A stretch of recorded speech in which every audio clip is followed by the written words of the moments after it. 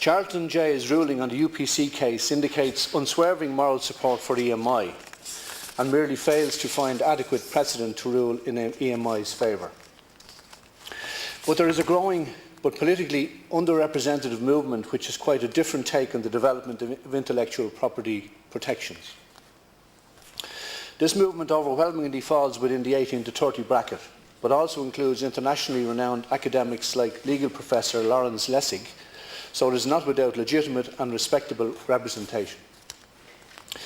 There are substantial worries that increasingly more stringent protection measures for intellectual property in national legislation, court decisions and in international trade agreements that are binding in Ireland will infringe other important rights that citizens ought to have, such as the right to privacy in communication and the right to fair use in free speech. There are also worries based on sound evidence that intellectual property protectionism is actually harming the creative efforts of a younger generation of artists and musicians. Meanwhile, Justice Charlton appears convinced that online copyright infringement, quote, not only undermines UPC's business, but ruins the ability of a generation of creative people in Ireland and elsewhere to establish a viable living. It is destructive of an important native industry, end quote. There is a wealth of data for those who care to look which roundly disproves this common falsehood. I maintain that the prevalence of this falsehood is testament to the success of industry lobbying. The debate in traditional media on these issues is all too often conservative to the point of ignoring the problem entirely. Newspapers and officials too often continue to allow the debate to be framed by interested parties in words like piracy and theft. These words are not legally correct characterisations of, for instance, copyright infringement, but they carry undue moral force, which then seems to recommend closing the debate. The term intellectual property is misleading in itself, since it encompasses three diverse and dissimilar bodies of law which are justified differently and which function differently. Meanwhile, a sophisticated and more advanced approach to the issue has developed online, which is largely opaque to those whose source of information remains the established and local media. I contend that the legal orthodoxy on the matter, especially under consideration of the history and justification for intellectual property law, will commend a more open approach, a more critical and inquisitive approach to the debate, one which will cut through the demonstrably false and mendacious claims of, for instance, the copyright industry about its alleged losses to online copyright infringement. It is imperative that people such as yourself and your colleagues in the Seanad and in Dáil Éireann do not blindly trust the received opinion on online copyright infringement. The topic is far too sophisticated for me to represent it to you here in full.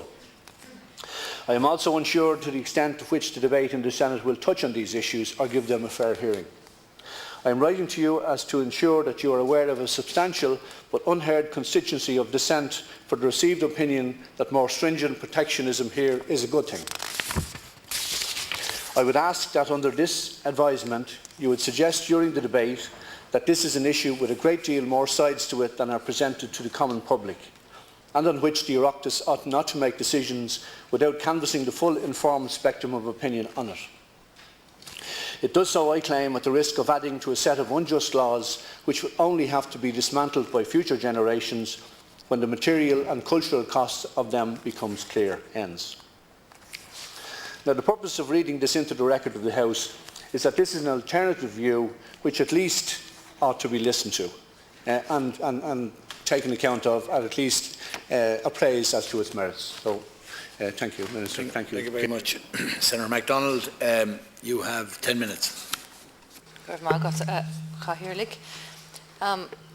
I welcome the debate here today. I think it's a very interesting one and something that obviously requires immediate action from the government's perspective. I suppose in 2001 when we brought in the Copyright Act, we didn't foresee the, I suppose, spiralling or viraling that's been going on lately, and indeed the immense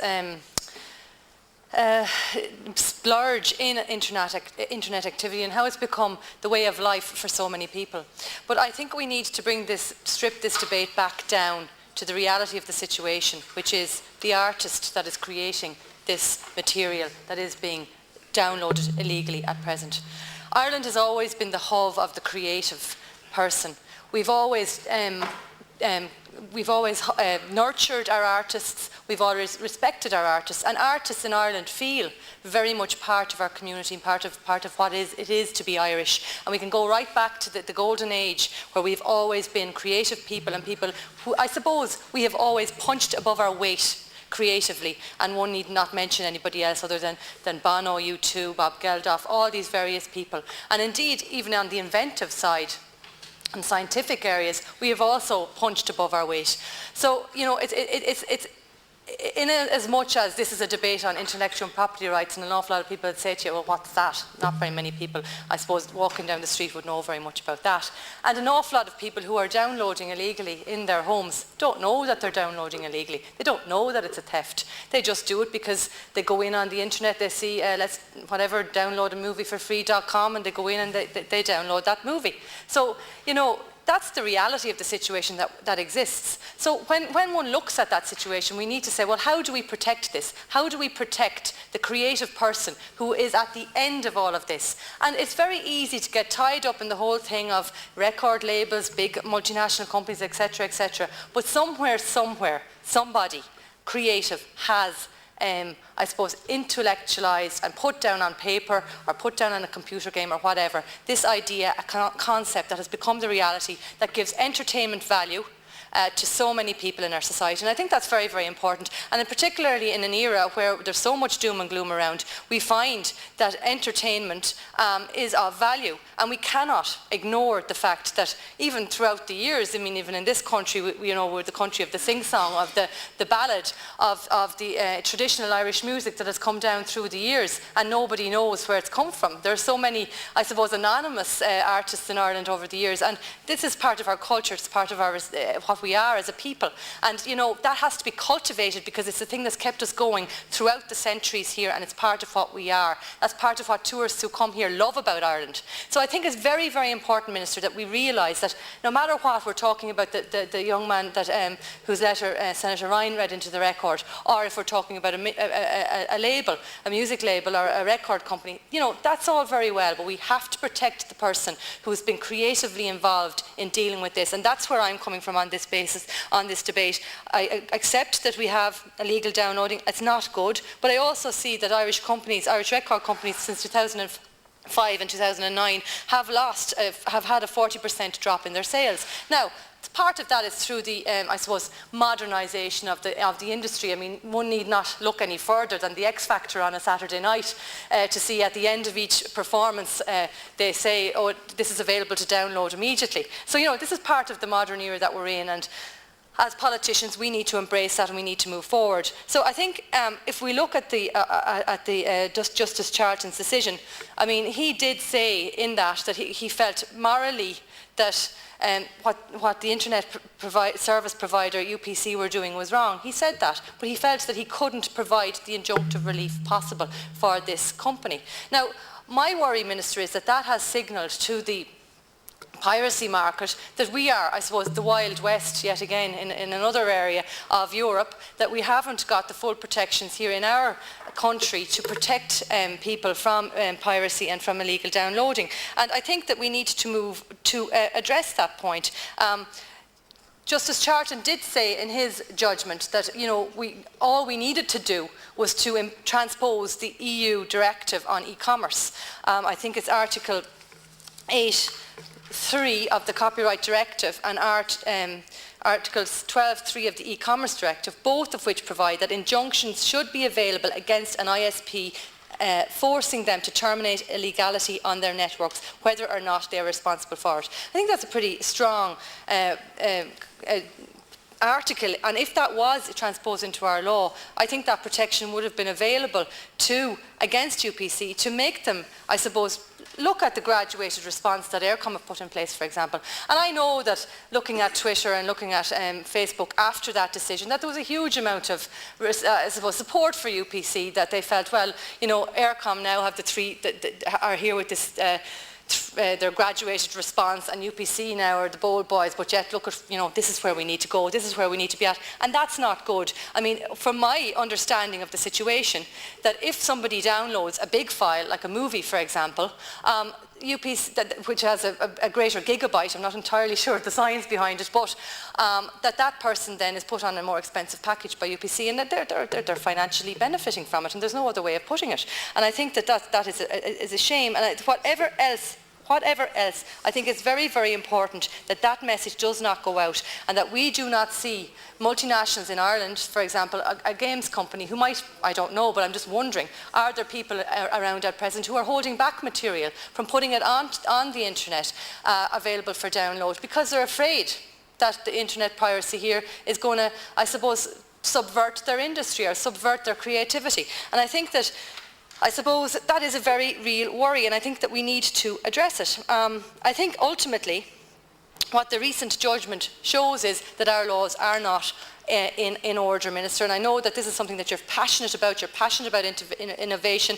After the last budget, we as a government committed to intellectual property and looking at making Ireland the hub of intellectual property in the world and protecting the creator. And we have tax investments and research and development policies in place that I suppose support that. So let's go that step further now, and I'd like to hear exactly how can we deal with it. I note from your speech that you're talking about the new directive that's been brought from Europe. That is going to modernise the law further. But I suppose for the interim, we could look initially at transposing the copyright directive and the e-commerce directive. I think that would be a good start. And I think it would show the pirates out there, to use that word. Always when you think of pirates, you kind of think of the Pirates of the Caribbean. But I mean, you know, and I don't think, in fairness to a lot of the young people involved, I don't think that they think that they're doing anything wrong. And I think that that's part of the problem. So that's why the internet service providers are so essential. They're such a cog in the wheel. And I think that we need to send out the message here and now that, you know, the graduated response that Eircom have put in place, that is a reasonable one.